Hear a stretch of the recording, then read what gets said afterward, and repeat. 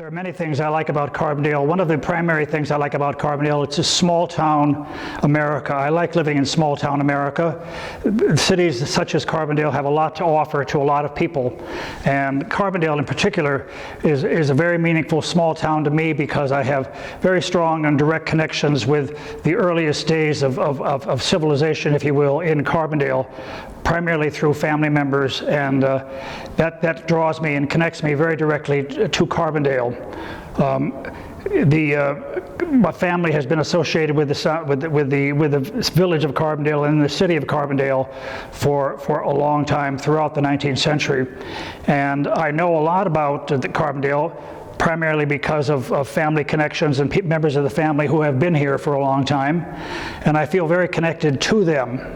At the same time, I know a lot about Carbondale and like Carbondale a lot because I know what happened here in the 19th century by a remarkable group of people who came here to mine anthracite coal.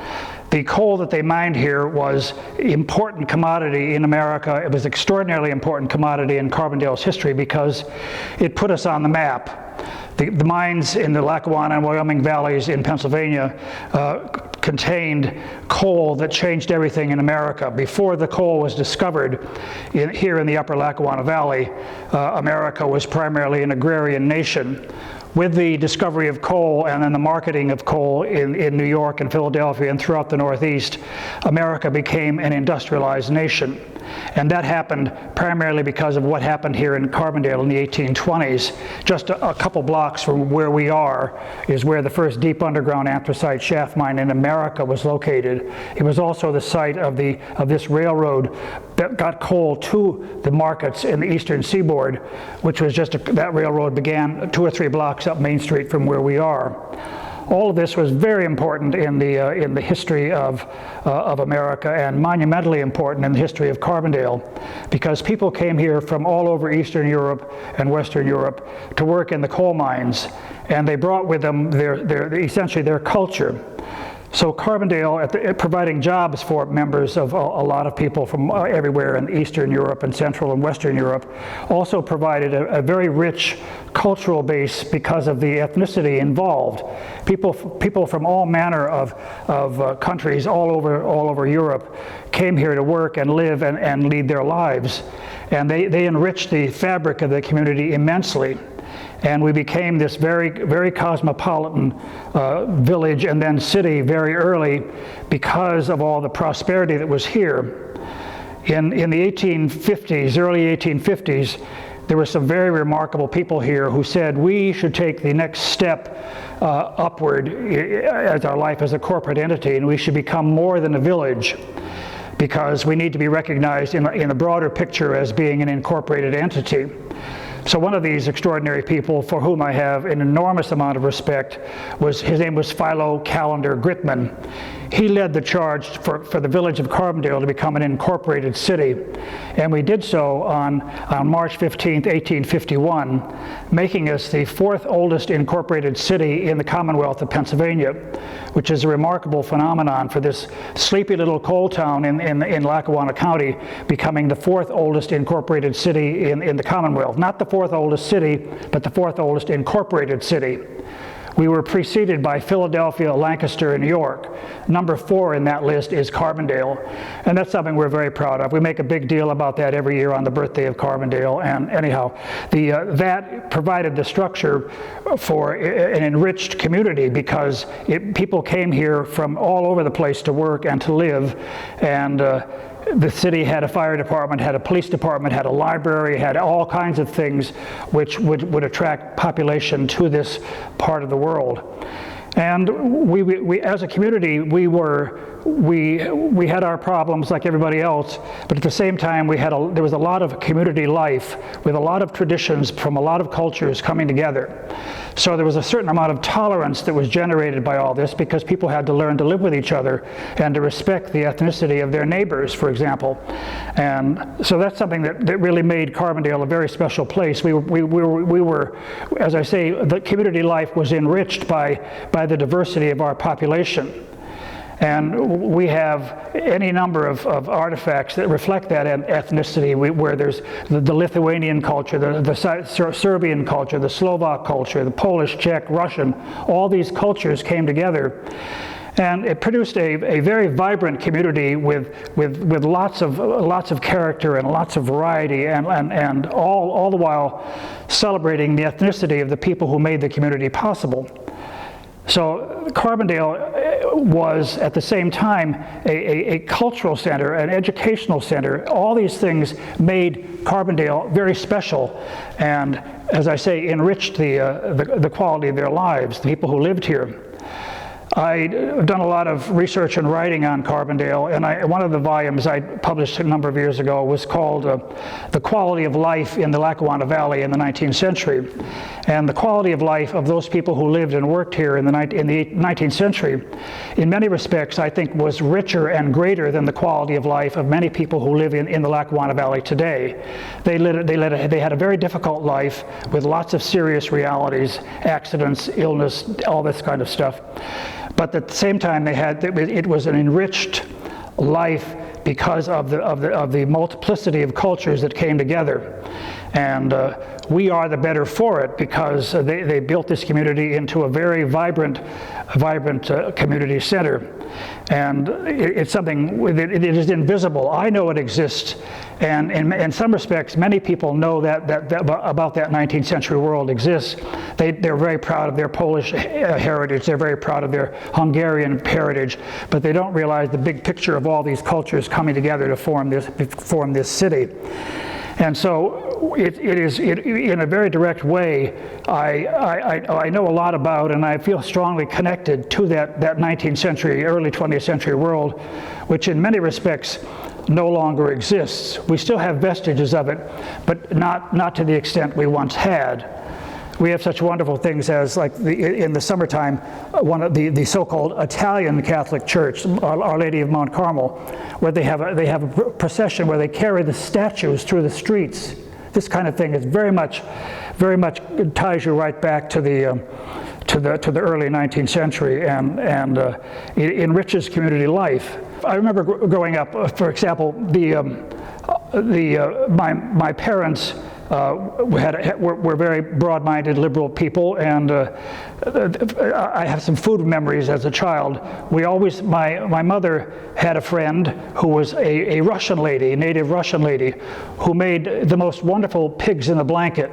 And my mother, every couple of weeks, would go to the store and buy all the preparations for pigs in the blanket, and she would take them over to our neighbor, whose name was Olga, and take them over to Olga, and Olga would produce, by the end of the day, this large kettle of the most wonderful pigs in the blankets you ever had. And I'm sure they were probably better than any that might be around today. I'm saying that out of local pride with the connection with our family friend Olga. But here we were having this traditional Russian food in a non-Russian house, if you will. My parents were Welsh and Scottish, and so they were connected to another ethnicity and another tradition. My father, who was Welsh, had a very strong interest in Welsh traditions and Welsh food, and his mother and friends of his mother and father would make Welsh cookies periodically for the family. So they were always connected to the Welsh heritage that was in which I was raised. So and that kind of thing happened a lot. I mean, where people would food is a very good way of identifying cultures. By the same token, there were all these churches. We went to church very regularly. The whole family, everybody went to church. But every ethnic group essentially had its own church. In Forest City, which is not very far from where we are right now, at one point I think there were 8 Roman Catholic churches. In the one community, there was a Slovenian Roman Catholic church, a Slovak Catholic church, a Polish Catholic church, on and on and on. 8 of them in one small community, each with its own separate identity and traditions and culture, and each of them holding food festivals and all that. So we were exposed to a lot of that early, and that's very enriching and liberalizing to grow up in that kind of environment. Well, it's a question of exposing them in a palatable way as possible, and that palatable way might be electronically to the world that essentially was here at one point, and which has made the city what it is today. That can be marketed electronically, and one would hope that enough people would see it that it would have an impact and allow somebody a key to open a door. And it's probably not going to happen by holding public meetings and talking about the early history of mining. There would be a gigantic yawn that you would be here in the world. Oh no, not another talk about mining, that kind of stuff. But people who would not attend a meeting in person might click on something on a web page. The Historical Society had a very interesting thing happen a number of years ago. Carbondale, with its intense Welsh roots, and the Welsh, as most people know, have a very strong tradition of singing. Choirs in Wales are very popular, especially men's choirs, adult men, 50, 60 men singing Welsh songs. And given our connection with the Welsh culture here in Carbondale, a number of years ago, a friend of mine who has a lot of travel savvy organized a visit to America by one of these Welsh choirs from Wales. They came here and they stayed over at our hotel. 60 or 70 adult Welsh men were in Carbondale for a week. And they did concerts, several concerts around within a 50-mile range. The concerts were complete sold-out events. Wild enthusiasm for these Welsh singers here in Carbondale. They had a wonderful time, and in the concert programs, just to provide variety, the Valley View High School here in the Lackawanna Valley has an extraordinary vocal choir music department. A wonderful lady by the name of Gina Lupini is the choir director there, and the choir is world class. Anyhow, one of this Carbondale concert that we had here with this choir from Wales over here at the hotel, as a kind of variety in the program, the choir would sing 2 or 3 songs, and then we'd have a local choir sing a couple of songs. This choir from Valley View High School sang Welsh songs in Welsh to the Welsh. They were overwhelmed. I was in the audience, of course, and I looked to my right and my left. People were crying everywhere. The Welsh singers, they couldn't believe what was going on. These kids from Valley View High School had impressed the socks off of these Welsh men from Wales. They did several concerts here in the Lackawanna Valley just a few years ago. And one of the things that was an amazing, this is a side note, if you will, when they were at the hotel, and given the strength of the Welsh culture here, I said to these men at the hotel on one of the days they were not singing, look, we have a cemetery in Carbondale where there are Welsh tombstones, where their Welsh miners are buried. We can go there if you like, and I can show you show you these tombstones. I went down the next day with a bus, and I said, okay, we're going to go to Maplewood. Anybody wants to? They all come on the bus. Everybody went on the bus. We went to Maplewood Cemetery, and in Maplewood Cemetery, it was raining. And I said, okay, it's raining, but I'll go with you to these stones. And if you go into Maplewood Cemetery, you can I could point them out. You could say, there's one, there's one, there's one. They're Welsh slate in this cemetery. And those tombstones have not been affected by acid rain or anything since the 1820s when they were put in the cemetery. They look today like they did in the 1820s, and they were some of these original 90 families buried in the cemetery. We got out of the bus, went to the stones, and here I am, and the choir, about 70 or so adult Welsh men, and they were touching these stones like they were connecting them, like they were part of their family, their world, in an almost kind of religious kind of way. They were clutching onto these stones. They were on their hands and knees, looking at the inscriptions on the stones. The inscriptions are in Welsh, translating the inscriptions for my benefit and others.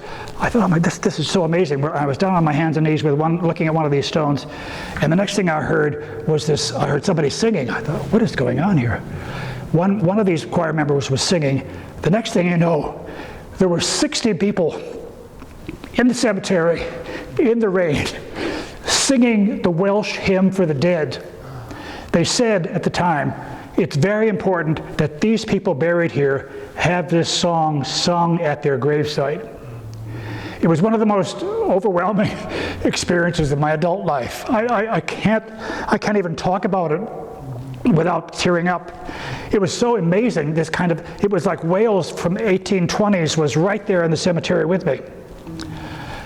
This visit to America was written up in I did a big article on it for a publication here, and then it was written up in Welsh newspapers and things. It became well known about this cemetery. A year or so after this visit, after this event in the cemetery, I was upstairs sitting in my office, and a person came through the door, another person came in the door, and they identified themselves as being Welsh from Wales, and they said, "We read about your remarkable cemetery in one of our publications in Wales, and we are here to see that cemetery." Transatlantic tourists to see this Welsh cemetery. That gives you an indication of the strength of this Welsh tradition. They were so touched by it. That spirit is still alive today. You just have to find a way of tapping into it. And this Welsh choir that was here was the key that opened that door. And it so that says a lot about, and that's true for, I think, much of the Lackawanna and Wyoming valleys. I mean, it's like the seeds are there. All you got to do is get the right conditions for them to blossom. In recent years, it's been more and more difficult because many people have been turning their backs on ethnicity and traditions and so on. And that's I don't think that's a good state of affairs. I think we have to make those reconnections. And places like Carbondale are very good targets, if you will, for reestablishing that kind of strong connection to a community, to a place, to a neighborhood, to a town. And those are the things which build strong communities, and which were very much a part of life in the 18th, 19th, and 20th centuries, but which now have become sort of weakened because we've become so homogenized, and all those wonderful values have been sort of pushed aside. Well, I think they have to sort of reconnect with the world again. I think that would be an important thing to do, to rebuild communities in this part of the world. It's heartbreaking to see a community sort of die, if you will, and it's not hard to find dying communities. You drive into town and it's like there's nothing there, and there's no spirit of no spirit of life. About 10 years ago, I'm not sure what the year was exactly, but WVIA organized a series of films, documentaries called Our Town Carbondale, Our Town Peckville, Our Town whatever. That was a very interesting experience for Carbondale because they announced that they were going to the WVIA announced that they were going to do a Carbondale documentary called Our Town Carbondale. The meeting was scheduled to take place in the present Chamber of Commerce building here on Main Street. People like myself and others in the organization, Historical Society, were there, but the place was jammed with people. You couldn't get another person in the door. It was immensely popular, which told me and others and WVIA there is a strong sense of connection to Carbondale. It's there. All you got to do is create the right situation where it can blossom. Hundreds of people wanted to be part of this documentary, Our Town Carbondale, which tells you this community spirit, this civic pride is alive and well in Carbondale. So there are lots of ways that one can connect to Carbondale as a community, and different paths. You can travel different paths to get to the same destination. The destination, the route that I travel is traditional, old-fashioned history, and for which I have an enormous respect and to which I feel very directly connected. But there are other ways of connecting too, And I think as we move forward, we have to find and identify those new paths to travel. And one of them, I think, is one of our really strong suits is I think the neighborhoods, the streets, the small town amenities that may not exist elsewhere. I think those are the things we have to celebrate, and those will bring. On those connections we will build a future, because they're disappearing. The things which attract people to Carbondale, all the neighborhoods and all the amenities, are becoming less visible out there in the world, and we still have them. So I think that has to be capitalized on, and it can help us to build a bright future for Carbondale.